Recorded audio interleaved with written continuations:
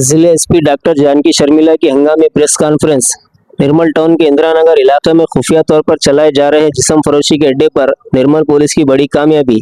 जिले SP doctor Janaki Sharmila IPS की हिदायत पर पुलिस ने मंसूबाबंदी के साथ कार्रवाई अंजाम दी। इस दौरान जिस्म फरोशी के अड्डे को घेर कर अंदर मौजूद खवातीन, एक मुतासरा लड़की और एक ग्राहक को गिरफ्तार कर लिया गया।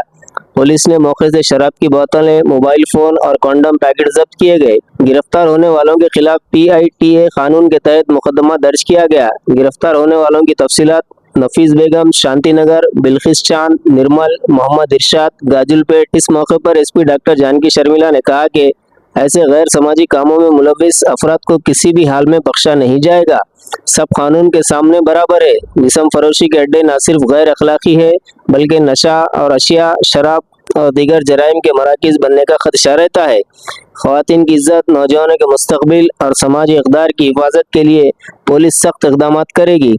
अवाम भी अपने अतराफ में अगर ऐसी सरगर्मियों का पता चलता है तो फ़ौरन 100 नंबर पर या मुकामी पुलिस को इत्तला दे। इस मौके पर जिले एएसपी निर्मल राजेश मीना, सर्कल इंस्पेक्टर निर्मल प्रवीण कुमार मौजूद थे। నిర్మల్ జిల్లాలో నిర్మల్ టౌన్లో ఒక పెద్ద వ్యభిచార ర్యాకెట్ని పోలీసులు ఛేదించడం జరిగింది. మన ఏఎస్పీ రాజేష్ మీనా స్వయంగా దీనిలో పాల్గొన్నారు. దీనికి సంబంధించి ఈమె పేరు నాఫీస్ బ్యాగర్. ఈమె ఒక ఇంటిని అద్దెకి తీసుకొని అక్కడ చాలామంది అమ్మాయిలు తీసుకొని వచ్చి వారి ద్వారా వ్యభిచారం చేస్తూ ఉంది.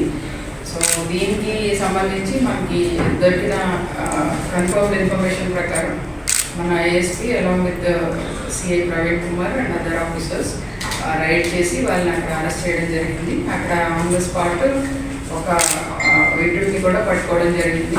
అక్కడ కొన్ని ఇండిస్క్రిమినేట్ మెటీరియల్, తర్వాత కొంచెం లిక్కర్ ఇవన్నీ కూడా సీజ్ చేయడం జరిగింది.